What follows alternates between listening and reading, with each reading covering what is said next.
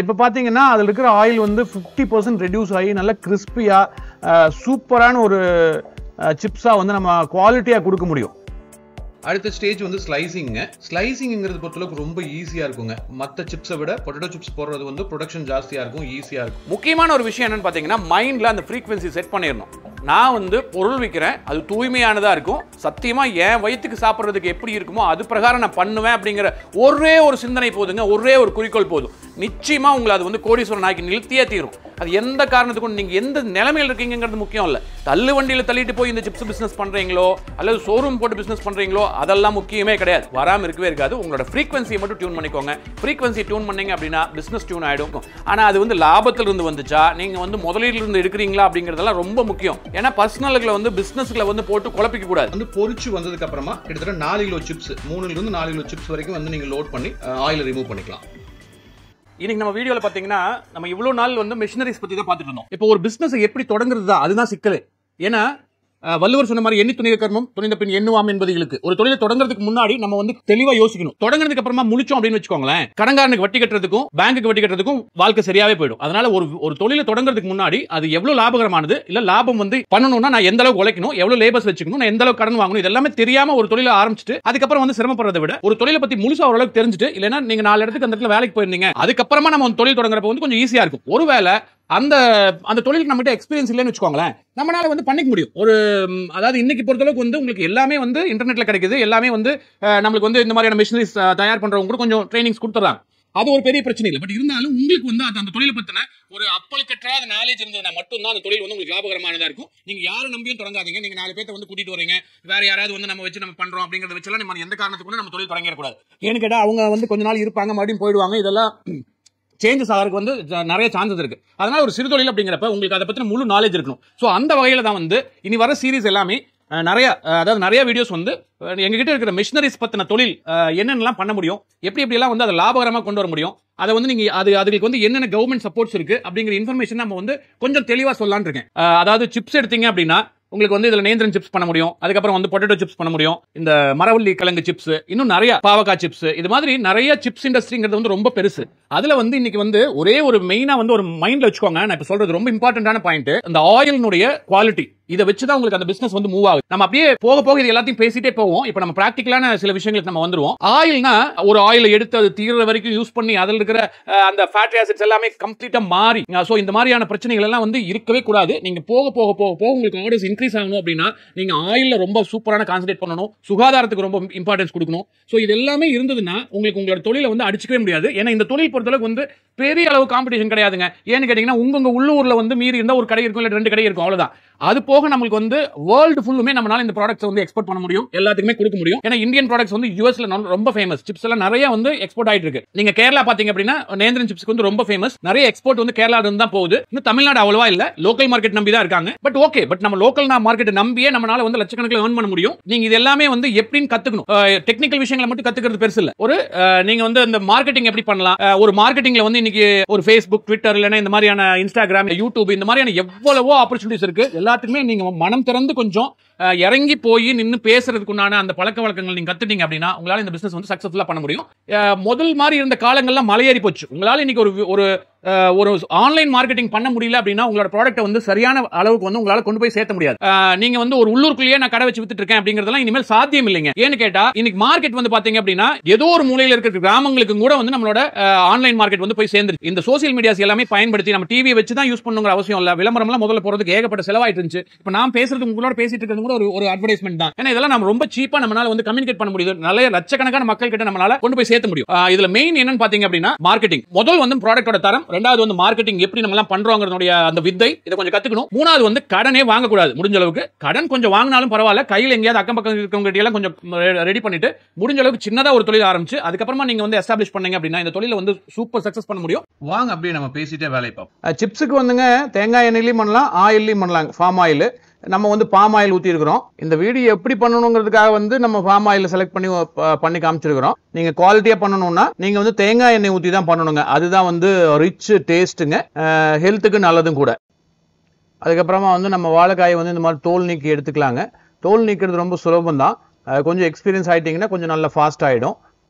நாங்கள் வந்து இப்போ உங்களுக்கு காமிச்சிருக்கிறது வந்து எங்களுக்கு எக்ஸ்பீரியன்ஸ் கிடையாது இதுல எல்லாம் தொளிச்சு எடுக்கிறதுல, அதனால இது வந்து ஸ்பீடு வராதுங்க.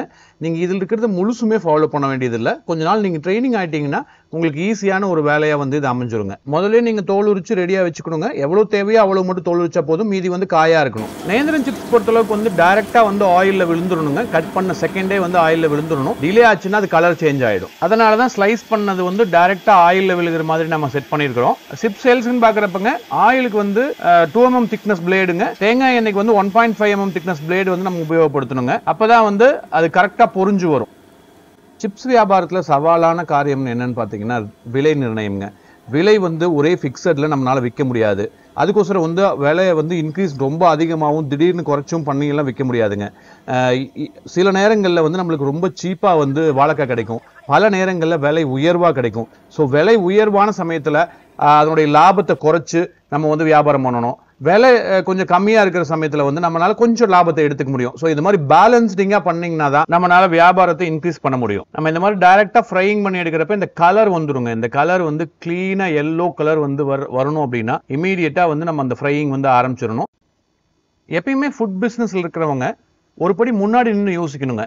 மற்றவங்க செய்யறதுக்கு முன்னாடி நம்ம வந்து செய்யணும். மற்றவங்க இது செஞ்சாங்களா, இவ்வளவு குவாலிட்டியா கொடுக்குறாங்களா, பண்றாங்களாங்கிறத பத்தி எல்லாம் ஃபுட் பிஸ்னஸ்ல இருக்கிறவங்க யோசிக்கவே கூடாது.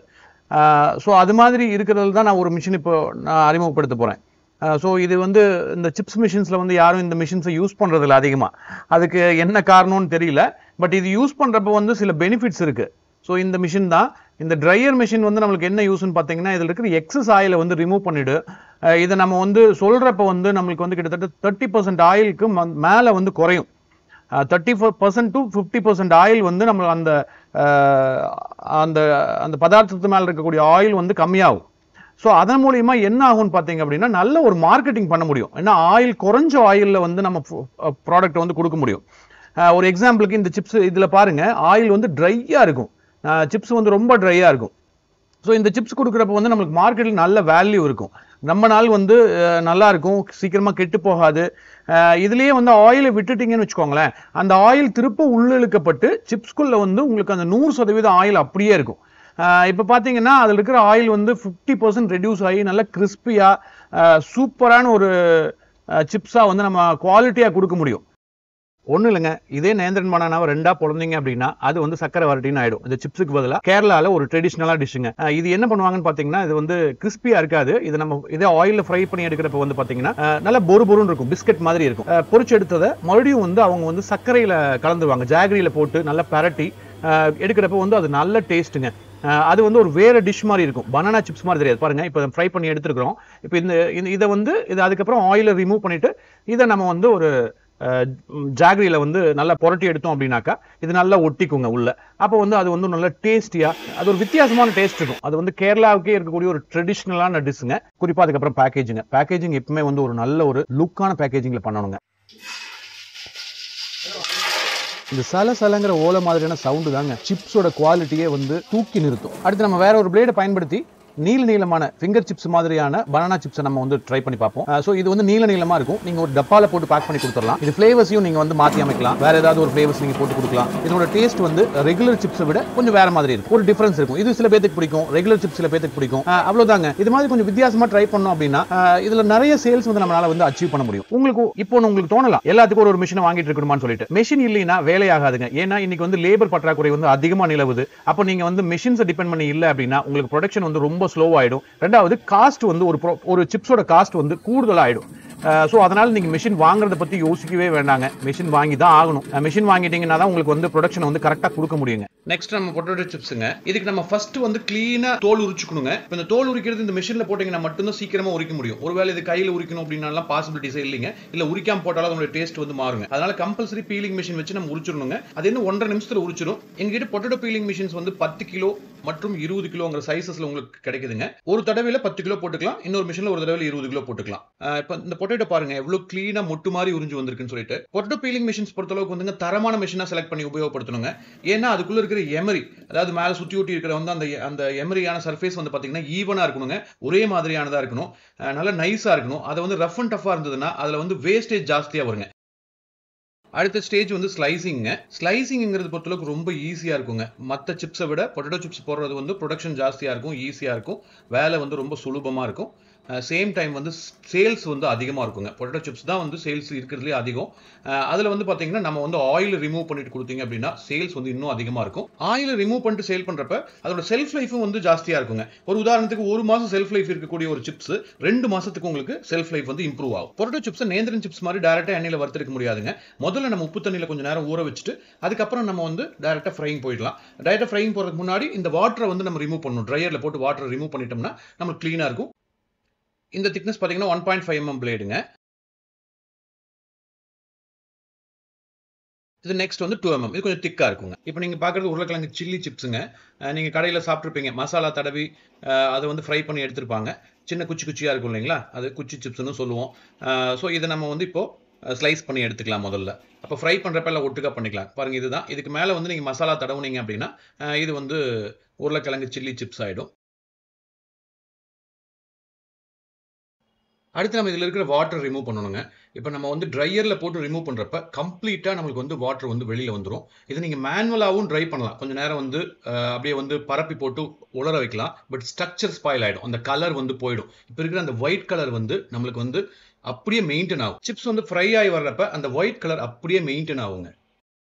இந்த ட்ரையரில் தண்ணி ரிமூவ் பண்ணணும்னா கிட்டத்தட்ட 8 கிலோ சிப்ஸ் ரிமூவ் பண்ணலாம். அதாவது இதை வந்து பொரிச்சு வந்ததுக்கு அப்புறமா கிட்டத்தட்ட 4 கிலோ சிப்ஸ், 3லிருந்து 4 கிலோ சிப்ஸ் வரைக்கும் வந்து நீங்கள் லோட் பண்ணி ஆயில் ரிமூவ் பண்ணிக்கலாம். இந்த ப்ராசஸ் வந்து ஒரு 5 நிமிஷத்தில் வந்து உங்களுக்கு ட்ரை பண்ணி கொடுத்துரும். அதுக்கப்புறமா நம்ம இப்போ வந்து ஃப்ரை பண்ண ஆரம்பிக்க வேண்டியது தான். இந்த சிப்ஸ் இண்டஸ்ட்ரியில் முக்கியமான விஷயம் வந்து ஆயில் குவாலிட்டி அண்ட் ஆயிலோட டெம்பரேச்சர், அப்புறம் ஆயிலோட குவான்டிட்டி, அதாவது ஆயிலோட அளவு. ஒரு குறிப்பிட்ட அளவு பாத்திரத்தில் அதிகப்படியான சிப்ஸை போட்டிங்கனாலும் அது உருப்படியாக புரிஞ்சு வராதுங்க. அதனால் உங்களுக்கு அது வந்து உங்களுக்கு அந்த பேசிக் பிரின்சிபல்ஸ் எல்லாமே வந்து தெரிஞ்சிருக்கணும். இல்லைன்னா போக போக கற்றுக்குவீங்க. கொஞ்சம் சிப்ஸ் வேஸ்ட் ஆகும், ஆனால் ஆகிட்டு போகுது. போக போக உங்களால் வந்து நல்ல ஒரு சிப்ஸை பொரிச்செடுக்கக்கூடிய ஸ்கில் வந்து ஆட்டோமேட்டிக்காக வந்துடும். அடுத்து வந்து மரவள்ளி கிழங்குங்க, டேப்பியாக்கோ சிப்ஸு. இது வந்து பார்த்திங்கன்னா ரொம்ப கம்மியான விலையில் கிடைக்கக்கூடிய ஒரு கிழங்குங்க. இது வந்து நல்ல ஒரு உணவுப் பொருளாகவும் நம்ம வந்து ரொம்ப காலத்திலிருந்து பயன்படுத்திட்டு இருந்தோம். ஸோ இதை வந்து சிப்ஸை பொரிச்சு எடுக்கிறப்ப வந்து இது வந்து நல்ல ஒரு கிறிஸ்பியான மற்றும் ஆரோக்கியமான ஒரு உணவுங்க. இது ஆல்ரெடி மார்க்கெட்டில் நல்ல சேல் இருக்கக்கூடிய ஒரு சிப்ஸுங்க. இது நீங்கள் இன்னுமே மெருகேற்றி கொஞ்சம் வந்து வேறு ஃப்ளேவர்ஸ்லாம் கொடுத்தீங்க அப்படின்னா இது நல்ல சேல்ஸ் வந்து ஈஸியாக ரீச் பண்ண முடியுங்க. இந்த மிஷினை பொறுத்தளவுக்கு வந்து டேப்பியாக்கோவை ரவுண்டு வடிவத்தில் மட்டும்தான் சீவி எடுக்க முடியுங்க. இந்த கிழங்கு கடினமாக இருக்கிறதுனால ப்ரொடக்ஷன் கொஞ்சம் கம்மியாக தான் வருங்க. கொஞ்சம் ப்ரெஸ் பண்ண வேண்டியதாக இருக்கும். உருளைக்கிழங்கு மாதிரி கொஞ்சம் ஈஸியாக இருக்காதுங்க. ஸோ அதனால் ரவுண்டு சேஃப் மட்டும்தான் இதில் சாத்தியம். குச்சி சிப்ஸ்னு சொல்லுவாங்க, அது வந்து இதை விட பெரிய மிஷின்ஸில் பண்ணணும். ஸோ இந்த மிஷின் வந்து நாங்கள் பேசிக் மட்டும் தான் நான் உங்களுக்கு இன்ட்ரடியூஸ் பண்ணியிருக்கேன். இப்போ இந்த மிஷினில் நீங்கள் ரவுண்டாக இருக்கிற சேஃபில் எல்லாத்தையுமே வந்து நம்ம ஸ்லைஸ் பண்ணி எடுத்துக்கலாங்க. இது வந்து 2-in-1 மிஷின் தாங்க. இதில் மரவள்ளி கிழங்கும் நீங்கள் ஸ்லைஸ் பண்ணி எடுத்துக்கலாம், பொட்டேட்டோவையும் ஸ்லைஸ் பண்ணி எடுத்துக்கலாம். பொட்டேட்டோவில் குச்சி சிப்ஸும் போட முடியும். சேம் டைம் வந்து இதில் வந்து பனானா சிப்ஸ் போட முடியாதுங்க. ஏன்னா பனானாக்கு வந்து த்ரோயர் வேணும். எல்லாத்தையும் ஒன்றுலேயே பண்ணிட்டீங்கன்னா ஒரு குழப்பம் ஆகிடும். அதனால் வந்து பனானாக்கு தனியாக ஒரு மிஷின் வச்சுக்கோங்க. இந்த மரவள்ளி கிழங்குக்கும் உருளைக்கிழங்குக்கும் தனியாக ஒரு மிஷின் வச்சுக்கலாங்க. அடுத்து வந்து ஃப்ரையிங் பேனுங்க. ஃப்ரையிங் பேன் வந்து பார்த்தீங்கன்னா நம்மகிட்ட கிட்டத்தட்ட 20 இன்ச்சிலிருந்து அப் டு 50 இன்ச் வரைக்குமே கிடைக்குது. அதாவது இந்த கடாயின்னு சொல்லுவாங்க. இது வந்து 4 mm திக்னஸ், 6 mm திக்னஸில் கிடைக்குது. இது வந்து உங்களுக்கு நீங்கள் முதல்ல வந்து கேஸ்லேயே பண்ணிக்கலாம். ஸ்டார்டிங்கில் பொறுத்தளவுக்கு வந்து நீங்கள் சின்னதாக ஆரம்பிக்கிறப்ப கேஸ்லேயே பண்ணிக்கலாம். அதுக்கப்புறம் நீங்கள் கேஸில் பண்ணிங்கன்னா கட்டுப்படி ஆகாது. ஏன்னா உங்களுக்கு வந்து கேஸோடைய எக்ஸ்பென்சஸ் வந்து ரொம்ப ஜாஸ்தி. கொஞ்ச நாள் கழிச்சு வந்து நீங்கள் மரத்தால் எரியக்கூடிய அடுப்பை வந்து நீங்கள் கட்டிக்கலாங்க. அதில் வந்து பார்த்தீங்க அப்படின்னா நிறைய அடுப்புகள் வந்திருக்கு. ராக்கெட் அடுப்பு அது இதுன்னு நிறையா வந்திருக்கு. நல்ல எஃபிஷியண்டான அடுப்புகள் வந்திருக்கு. அது உங்களுக்கு எது சாதகமான அடுப்போ அந்த அடுப்புகளை வந்து நீங்கள் உபயோகப்படுத்திக்கோங்க. அதில் எரிபொருளில் மரத்தூள், அப்புறம் வந்து பார்த்தீங்கன்னா கடலக்காய் ஒட்டு, இது மாதிரி நிறைய எரிபொருள் நீங்கள் அதில் பயன்படுத்திக்க முடியும். அப்போ உங்களுக்கு எரிபொருள் செலவு வந்து ரொம்பவுமே குறையும். சிப்ஸ் பொறுத்தளவுக்கு ஃப்ரை பண்ணி எடுத்த உடனே ஆயில் ட்ரையரில் போட்டு நம்ம ஆயிலை ரிமூவ் பண்ணிடணுங்க. ஏன்னா அந்த டெம்பரேச்சர் குறைஞ்சதுன்னா அதில் இருக்கிற ஆயில் வந்து வெளியில் வராது. அதோட டெம்பரேச்சர் குறைஞ்சதுன்னா அதில் இருக்கிற ஆயில் வந்து சிப்ஸ்னாலேயே உள்ளிழுக்கப்பட்டு ட்ரை ஆன மாதிரி ஆயிடுங்க.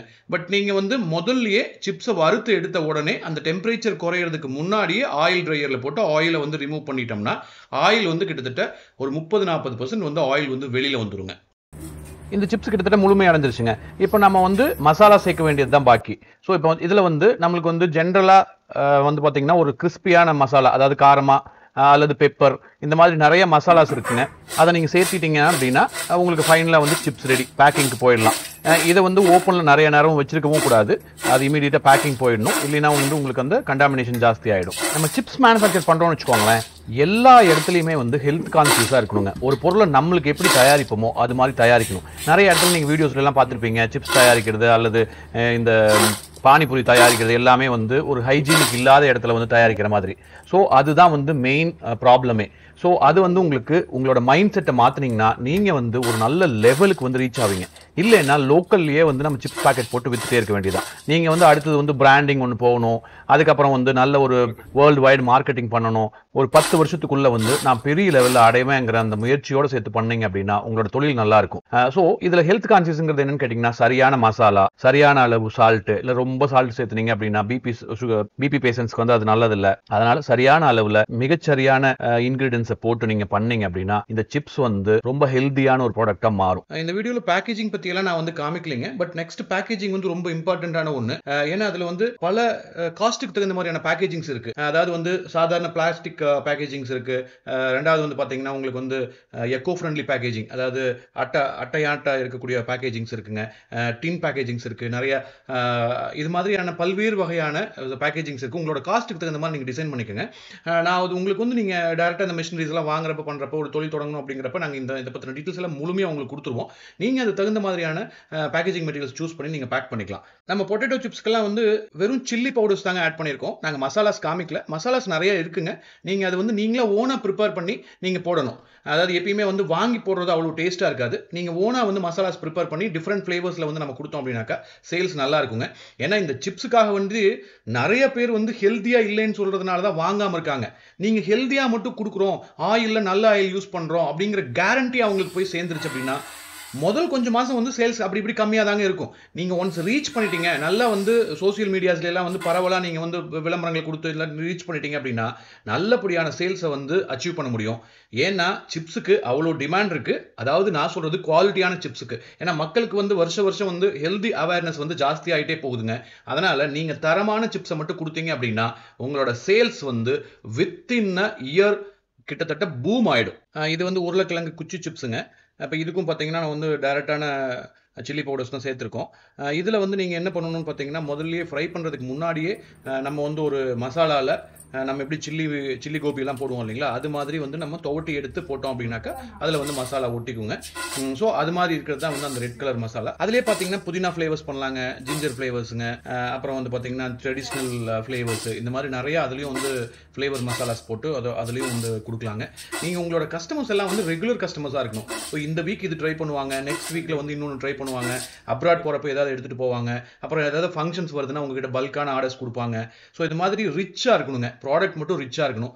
இருந்ததுன்னா அந்த மாதிரி பல்க் ஆர்டர்ஸ் கிடைக்கிறதுக்கு நிறைய சான்சஸ் இருக்குங்க. நீங்கள் பார்க்குற சிப்ஸ் எல்லாமே வந்து நம்ம இந்த லைவ் டெமோக்காக பண்ணதாங்க. லைவ் டெமோவில் பண்ணப்பட்டதனுடைய ஃபைனல் ஸ்டேஜ் தான் இந்த மாதிரி இருக்குங்க. ஸோ இதுவே வந்து இவ்வளோ அழகாக, இவ்வளோ சூப்பராக, இவ்வளோ பர்ஃபெக்டாக வந்திருக்கு, இவ்வளோ கிறிஸ்பியாக வந்திருக்குங்க. நான் இந்த பிஸ்னஸ் பற்றி சொல்லியிருக்கிற இன்ஃபர்மேஷன்ஸ் எல்லாமே வந்து உங்களோட தனித்தனி கேப்பபிலிட்டியை பொறுத்ததுங்க. என்றைக்குமே வந்து பிஸ்னஸ் அப்படிங்கிறது வந்து பார்த்தீங்கன்னா செல்ஃபான உங்களுக்குள்ளே இருக்கக்கூடிய ஆர்வத்தினால் வந்து செய்யக்கூடியதாக இருக்கணும். அதாவது இதில் வந்து வெறும் நீங்கள் காசு மட்டும் பண்ணணும், இல்லை இன்னொருத்தர் சொல்கிறாரு, இல்லை இன்னொரு வீடியோவை பார்த்து மட்டும் தயவு செஞ்சு பண்ணாதீங்க. எப்பயுமே வந்து அது ஒரு நோக்கத்தின் அடிப்படையில் இருக்கணும். ஒரு நல்ல பிஸ்னஸ் மேன் ஆகணும், ஒரு நல்ல ப்ராடக்ட்ஸை வந்து நம்ம வந்து கஸ்டமர்ஸ் கொடுக்கணும், நல்ல ஆரோக்கியமான ப்ராடக்டை கொடுக்கணும் அப்படிங்கிற மைண்ட் செட், அந்த தாட்டை வந்து ஒன்று இருந்தால் சந்தோஷம், அப்படி இல்லைன்னா அதை வளர்த்துக்கோங்க. எந்த ஒரு கம்பெனி ஆகட்டும், அதாவது ஒரு பொருளை தரம் இல்லாமல் கொடுத்து அது வளர்ந்ததா சரித்திரமே கிடையாது. ஒரு தரத்தை கொடுத்துட்டீங்க அப்படின்னா அதுக்கு விளம்பரமும் தேவையில்லை, எதுவும் தேவையில்லை. ஒரு கஸ்டமர் இன்னொருத்தருக்கு சொல்லணும், இன்னொரு கஸ்டமர் இன்னொருத்தருக்கு சொல்லணும். அப்படி சொல்லி அந்த மாதிரியான வர்ற முதல்ல ஸ்டார்டிங்கில் வந்து விளம்பரங்கள் இருக்கணும். அதுக்கப்புறம் வந்து அந்த வாய் வழியாக வந்து டெவலப் ஆகக்கூடிய அந்த டெவலப்மெண்ட் தான் ஒரிஜினல் டெவலப்மெண்ட்டுங்க. இந்த பிஸ்னஸில் உங்களால் எதெல்லாம் வந்து கரெக்டாக கொண்டு போக முடியும் அப்படிங்கிறதுல நீங்கள் முதல்ல செக் பண்ணிவிடுங்க. செக் பண்ணிவிட்டு உங்களால் எது முடியுமோ அதை வந்து செய்யுங்க. இந்த வீடியோவில் சொல்லப்பட்டிருக்கிறதெல்லாம் வந்து ஜஸ்ட் இன்ஃபர்மேஷன். இது நீங்கள் எங்கே வேணாலும் போய் கலெக்ட் பண்ணிக்கலாம். இந்த இன்ஃபர்மேஷன்ஸ் இருந்ததுங்கிறதுனால நான் தொழில் தொடங்கினேங்கிறதுலாம் வந்து அது வந்து சரியாக வராது. அதனால் நீங்கள் எப்பயுமே வந்து ஒரு பிஸ்னஸ் ஆரம்பிக்கணும் அப்படின்னா அது உங்களுக்குள்ளேருந்து வரணும். லோன் கிடைச்சிருச்சு ஆரம்பிச்சிட்டேன், இல்லை இந்த தொழில் வந்து எனக்கு தெரிஞ்சுது ஆரம்பிச்சிட்டேன், இதெல்லாம் அங்கே முக்கியமே இல்லை. உங்களோட ஒருத்தருக்கும் ஒரு நாலேஜ் இருக்கும். உங்களோட நாலேஜ் என்னன்னு பாருங்கள், நீங்கள் யாருன்னு பாருங்கள். நீங்கள் வந்து உங்களுக்கு வந்து ஒரு எலக்ட்ரிக்கலில் நாலேஜ் இருந்துட்டு ஃபுட் பிஸ்னஸ்க்குள்ளே வந்தீங்கன்னா நல்லா இருக்காது. ஃபுட் பிஸ்னஸில் நாலேஜ் வச்சுட்டு வேறு ஏதாவது ஒரு எலக்ட்ரானிக்ஸ் பிஸ்னஸ் பண்ணால் நல்லா இருக்காது. ஸோ பிஸ்னஸை பொறுத்தளவுக்கு வந்து நம்மளுக்குன்னு ஒரு ஒரு பற்று இருக்கும். அதாவது ஒரு விஷயத்தில் ஒரு பற்று இருக்கும். அந்த பற்று மூலயமா நீங்கள் வந்தீங்கன்னா தான் அந்த பிஸ்னஸை நல்லா ஓஹோன்னு நடத்த முடியுமே தவிர நீங்கள் வந்து ஒரு வெறும் காசு பண்ணுற மோட்டிவ் வந்து இருக்கவே கூடாதுங்க. எனக்கு காசு சம்பாதிக்கிறதுக்காக பிஸ்னஸ்க்குள்ளே வர்றேங்கிற மோட்டிவ் இருந்ததுன்னா அதில் ஜெயிக்கிறது சிரமம்ங்க. ஏன்னா நீங்கள் வந்து பணத்துக்கு பின்னாடி போயிட்டே இருந்தீங்கன்னா அது ஓடிக்கிட்டே இருக்கும். நீங்கள் வந்து நல்ல ப்ராடக்ட்டை கொடுப்பேன், நல்ல கஸ்டமர் சாட்டிஸ்ஃபேக்ஷன்ஸை கொடுப்பேன் அப்படிங்கிறது வந்து இருந்ததுன்னா மட்டும்தான் நீங்கள் நல்லபடியான ஒரு பிஸ்னஸ் மேனாக மாற முடியும், வர முடியும். இந்த வீடியோவில் நான் எல்லா மிஷினரிஸ் வாங்குன்னு சொல்லியிருப்பேன். இருந்தாலும் ஒரு சின்ன இன்ஃபர்மேஷன், எல்லாத்தையும் வாங்குறதுங்கிறத விட முதல்ல வந்து உங்களுக்கு இந்த பிஸ்னஸ் செட் ஆகுதான்னு பார்க்கறதுக்கு முக்கியமான வேணுங்கிற அந்த மிஷினரிஸை வாங்கிட்டு அதையே வந்து நீங்கள் வந்து ஒரு பிஸ்னஸை வந்து செஞ்சு அது மூலிமா வந்து லாபம் வரும் அப்படிங்கிற நம்பிக்கை வந்ததுன்னா நீங்கள் வந்து ஒரு சின்ன லோன் போட்டோ அல்லது ஒரு பேங்க் லோன் போட்டோ, முடிஞ்ச அளவுக்கு வந்து பேங்க் லோன் போகிறீங்க அப்படின்னாலும் ஒரு சப்சிடிஸோடு சேர்ந்து போய் அதெல்லாம் வந்து நீங்கள் யூட்டிலைஸ் பண்ணி நீங்கள் இப்போ ஜஸ்ட் டிக்கில் போய் கேட்டிங்கன்னா அவங்க வந்து நிறைய இன்ஃபர்மேஷன்ஸ் உங்களுக்கு கொடுப்பாங்க. அதாவது இதில் எதெல்லாம் சப்சிடிஸ் இருக்குது, எதெல்லாம் எப்படி வந்து நம்மளால் வந்து பிஸ்னஸ் க்ரோ பண்ண முடியும் அப்படிங்கிறதெல்லாம் வந்து சில ஹெல்ப்பெல்லாம் அவங்க பண்ணுவாங்க. கொஞ்சம் அலையணும் தான், அலையிறதுக்கெல்லாம் பயப்பட்டுக்கிட்டு இருந்தீங்க அப்படின்னா நீங்கள் வெளியில் வாங்குற வட்டி வந்து ரொம்ப ஜாஸ்தி, ரெண்டாவது சப்சிடிஸ் இருக்காது. நீங்கள் ஒரு 1 லட்ச ரூபா கடன் வாங்குறீங்க அப்படின்னா அதிலிருந்து நம்மளுக்கு ஒரு 25% 35% சப்சிடி கிடைச்சிருச்சுன்னா உங்களுக்கு அது ஒரு பெரிய ரிலீஃபாக இருக்கும் ஆரம்ப காலகட்டங்களில். நான் சொல்கிறது ஆரம்பத்தில் தான். நீங்கள் இதுவே வந்து நல்லபடியாக க்ரோ பண்ணிட்டீங்க அப்படின்னா நீங்கள் தாராளமாக இன்னும் கொஞ்சம் கடன் வாங்கி கூட இன்னும் கொஞ்சம் எக்ஸ்பென்ஷன் போகலாம், தப்பே கிடையாது. இன்னும் நிறைய மிஷினரிஸ் இருக்குது, எங்ககிட்ட இல்லாத மிஷினரிஸ் கூட அவங்ககிட்ட இருக்குது. நீங்கள் வந்து ஆட்டோமேட்டிக் மிஷினரிஸ் போகலாம், ஆட்டோமேட்டிக் பேக்கேஜிங் சிஸ்டம்ஸ் போகலாம். அப்போ வந்து லேபர் குறையும், ஆட்டோமேட்டிக் ஃப்ரையிங் சிஸ்டம்ஸ் எல்லாம் இருக்குது. அதனால் நீங்கள் ஒரு ஹவருக்கே வந்து பார்த்தீங்க அப்படின்னாக்க கிட்ட ஒரு டன்னுக்கு மேலே கூட நம்மளால் வந்து பொறிச்செடுக்க முடியும். அதாவது கம்ப்ளீட் ஆட்டோமேட்டிக் சிஸ்டம்ஸில் நம்மளுக்கு கிடைச்சிருக்க நல்ல வாய்ப்புகளை பயன்படுத்திக்கிட்டு நம்ம பிஸ்னஸில் வந்து டக்குன்னு முன்னேறி போகணுங்க. அடுத்து வந்து ஃபினான்ஸ் மேனேஜ்மெண்ட் பொறுத்தளவுக்கு வந்து உங்களுக்கு வந்து ஃபினான்ஸை வந்து எப்படி மேனேஜ் பண்ணுறதுன்னு கற்றுக்கணும். அது 1 ரூபாயாக இருக்கட்டும், 1 கோடி ஆகட்டும், இல்லை 100 கோடி ஆகட்டும், எதுவாக இருந்தாலும் ஃபினான்ஸ் மேனேஜ்மெண்ட்டுங்கிறது ஒரு அவசியமாக வேணுங்க. ஏன்னா நீங்கள் முடிஞ்ச அளவுக்கு நீங்கள் ஒரு இந்த பிஸ்னஸில் இருக்கிற இன்க்ரீடியன்ஸ் பொறுத்தளவுக்கு வந்து நீங்கள் காசு கொடுத்து வாங்க பாருங்கள். நீங்கள் கடன் வச்சுட்டு வந்தீங்க, அது ஒரு நாள் கடன் வச்சுட்டு வந்தீங்கன்னா கூட தெரியும், அது வந்து அவங்களோட ப்ரைஸிங் வந்து வேறு மாதிரி இருக்கும். நீங்கள் ஒன்றும் இல்லை, இதில் எல்லாமே வந்து வால்யூம் தாங்க பணம். இந்த சிப்ஸ் பிஸ்னஸ் பொறுத்தளவுக்கு வந்து நீங்கள் வந்து எண்ணெயை வந்து 4 ரூபா எச்சு கொடுத்து வாங்கினீங்கனாலும் அது தப்பு தான். அதனால் நீங்கள் கடன் வாங்கினீங்க அப்படின்னா 4 ரூபா எச்சு கொடுத்து தான் வாங்குவீங்க. ஸோ அந்த மாதிரி இல்லாமல் யார் வந்து பெஸ்ட் குவாலிட்டி பெஸ்ட் ப்ரைஸில் தர்றாங்களோ அவங்கள ஐடென்டிஃபை பண்ணி நீங்கள் வாங்குங்க. இது வந்து ஃபினான்சியல் மேனேஜ்மெண்ட், ஃபினான்சியல் டிசிப்ளின் சொல்லுவாங்க, ஃபினான்சியல் ஒழுக்கம்னு சொல்லுவாங்க. ஸோ யாருக்குமே வந்து அவசியம் இல்லாத கமிட்மெண்ட்டை கொடுத்துக்காதீங்க. மொதல் விஷயம் வந்து உங்களோட பிஸ்னஸ் பணம் வந்து எவ்வளோ இருக்குதுன்னு தெரியாது, அதில் எப்பயுமே கணக்கில் இருக்கணும். 1 லட்ச ரூபா இருக்கா, அந்த 1 லட்ச ரூபா மூலதனம், அந்த மூலதனத்திலிருந்து கூட சில நேரத்தில் எடுத்து செலவு பண்ணிடுவாங்க. அதாவது ஒரு திடீர்னு ஒரு ஃபங்க்ஷன் வருது அப்படின்னா உங்ககிட்ட என்ன மூலதனம் இருக்குது, என்ன லாபம் அடைஞ்சிருக்கீங்க அப்படிங்கிறது அதில் தெரிஞ்சுக்கணும். ஸோ நான் திடீர்னு வந்து அதிலிருந்து ஒரு 20,000 ரூபாய் வந்து நீங்கள் என்ன பண்ணுவீங்க, மூலதனத்திலிருந்து எடுத்துருவீங்க. ஏன்னா நம்மளுக்கு காசு புழங்கிட்டே தான் இருக்கும், நம்ம பிஸ்னஸ் பண்ணுறோம் அப்படின்னா காசு புழங்கிட்டு தான் இருக்கும். ஆனால் அது வந்து லாபத்திலிருந்து வந்துச்சா, நீங்கள் வந்து முதலீட்டிலிருந்து எடுக்கிறீங்களா அப்படிங்கிறதெல்லாம் ரொம்ப முக்கியம். அதனால் இந்த பிஸ்னஸ் நல்லபடியாக கொண்டு போகணும் அப்படின்னா நீங்கள் போட்ட முதலீடு எந்த காரணத்தை கொண்டு குறையக்கூடாது, எப்பயுமே குறையக்கூடாதுங்க, எந்த சூழ்நிலையிலையும் குறையக்கூடாது. உங்களோட பர்சனல் செலவுகள் ஏதாவது இருந்ததுன்னா நீங்கள் கடன் வாங்கிக்கோங்க. ஏன்னா பர்சனல்களை வந்து பிஸ்னஸில் வந்து போட்டு குழப்பிக்க கூடாது. என்றைக்குமே பிஸ்னஸ் ஃபெயிலியர் ஆகிறதில்ல, பிஸ்னஸ் பண்ணுற ஆள் தான் வந்து ஃபெயிலியர் ஆகிறாங்க. ஏன்னா நீங்கள் பார்த்தீங்கன்னா தெரியும், ஒரு ஹோட்டல் வச்சவங்க இன்னொரு ஹோட்டல் வச்சவங்களை பார்த்து வச்சவங்களாம் சீக்கிரமாக க்ளோஸ் பண்ணிட்டு போயிடுவாங்க. ஆனால் அதே வந்து ஒரு ஹோட்டலை வந்து பல ஆண்டுகளாக சக்ஸஸ்ஃபுல்லாக அதே இடத்துல நடத்துகிறவங்க நிறைய பேர் இருப்பாங்க. அதனால் பிஸ்னஸ் வந்து ஃபெயிலியர் ஆகிறதில்ல, பிஸ்னஸ் பண்ணுறவங்க தான் ஃபெயிலியர் ஆகிறாங்க. அது ஏன் ஆகுறாங்கன்னு பார்த்தீங்கன்னா 1 லட்ச ரூபாய் போட்ட காசை திருப்ப எடுத்துகிட்டே இருக்கிறது. எனக்கு என்ன வருமானம் வந்துச்சுன்னு தெரியாது. அவர் நிஜமாலுமே வந்து 1 லட்ச ரூபாய் போட்டிருக்காரு அப்படின்னா 10,000 தான் மாதம் அங்கே வந்து ஏர்ன் பண்ணியிருப்பார். 10,000 ரூபா ஏர்ன் பண்ணதுன்னு தெரியாமல் நம்ம ஆளுக்கு வந்து சரி பரவாயில்ல கையில் காசு இருக்குதுன்னா எப்போ வேணால் எடுத்துக்கலாம் அப்படிங்கிறதுனால அந்த காசை வந்து எடுத்து இந்த தடவை செல்ஃபோன் வாங்குறது, இல்லாட்டி நாளைக்கு வந்து வீட்டுக்கு ஏதாவது வாங்கி போடுறது, இல்லை நாளைக்கு ஏதாவது ஃபங்க்ஷனுக்கு போகிறோமே அக்கா பிள்ளையாச்சே அப்படின்னு சொல்லி நீங்கள் வந்து 2 பவுன் சேர்த்து போடுறது, இந்த மாதிரி ஏதாவது வச்சுட்டிங்க அப்படின்னா உங்களுக்கு கண்டிப்பாக அது வந்து பிஸ்னஸில் பிரச்சனை தான். அதனால் நீங்கள் 10 லட்ச ரூபா முதலீடு போட்டீங்க அப்படின்னா அது குறையாமல் பார்த்துக்கோங்க, உங்களால் பிஸ்னஸ் வந்து நல்லபடியாக செய்ய முடியும். இன்னொன்று வந்து கஸ்டமர் சாட்டிஸ்ஃபேக்ஷன். கஸ்டமருக்கு ஒரு நன்மை செய்கிறீங்கிற முடிவோடு இருந்தீங்கன்னா நீங்கள் கஸ்டமர் பற்றி யோசிக்கவே வேண்டியதில்லை. கஸ்டமர் தான் பெரிய ஆளுங்கிறத பற்றி நீங்கள் கவலையே பட தேவையில்லை. நீங்கள் அவங்க நினைப்பாங்க இந்த கடைக்காரங்கிட்ட போனோம்னா ஒரு நல்ல ஒரு பொருளை வந்து வாங்கிட்டு வர முடியும் அப்படிங்கிற எய்ம் வந்து கஸ்டமருக்கு தான் இருக்கணும். நீங்கள் வந்து கஸ்டமர் பிடிச்சி தொங்கவே வேண்டாம். நீங்கள் கஸ்டமரை வந்து என்ன சொல்கிறது, நீங்கள் விளம்பரப்படுத்தி ரொம்ப அதை பண்ணி இதை பண்ணி இதெல்லாம் ஒன்று, என்கிட்ட இந்த பொருள் இருக்குது நான் அதை வந்து சேல் பண்ண விரும்புகிறேன் அப்படிங்கிற தகவலை மட்டும் நீங்கள் போட்டிங்கன்னா போதும். அது எப்படி சேல் ஆகும் என்ன ஏதுங்கிறதுலாம் நெக்ஸ்ட்டில் பார்த்துக்கலாம். அது பாட்டுக்கு ஆகிட்டே இருக்கும். முக்கியமான ஒரு விஷயம் என்னென்னு பார்த்தீங்கன்னா மைண்டில் அந்த ஃப்ரீக்வன்சி செட் பண்ணிடணும். நான் வந்து பொருள் விற்கிறேன், அது தூய்மையானதாக இருக்கும், சத்தியமாக என் வயிற்றுக்கு சாப்பிட்றதுக்கு எப்படி இருக்குமோ அது பிரகாரம் நான் பண்ணுவேன் அப்படிங்கிற ஒரே ஒரு சிந்தனை போதுங்க, ஒரே ஒரு குறிக்கோள் போதும். நிச்சயமாக உங்களை அது வந்து கோடீஸ்வரன் ஆக்கி நிறுத்தியே தீரும். அது எந்த காரணத்துக்கும் நீங்கள் எந்த நிலைமையில் இருக்கீங்கிறது முக்கியம் இல்லை. தள்ளு வண்டியில் தள்ளிட்டு போய் இந்த சிப்ஸ் பிஸ்னஸ் பண்ணுறீங்களோ அல்லது ஷோரூம் போட்டு பிஸ்னஸ் பண்ணுறீங்களோ அதெல்லாம் முக்கியமே கிடையாது. இன்றைக்கி சில இடத்துல பாருங்கள், ஒரு வடைக்கு அவ்வளோ ஃபேமஸாக இருக்கும். அது சுவை மட்டும் கிடையாது, அவங்க டெய்லி சாயந்தரமான எண்ணெயை வந்து கீழே ஊற்றிடுவாங்க, இல்லைன்னா எண்ணெயை வந்து கொடுத்துட்டு அது புது எண்ணெயாக ஊற்றி வந்து பண்ணுவாங்க. ஸோ ஒரு நாளைக்கு யூஸ் பண்ண எண்ணெய் ஒரு தடவை தான், அதை வந்து மல்டிபிள் டைம்ஸ் எல்லாம் வந்து ஹீட் பண்ணவே கூடாது.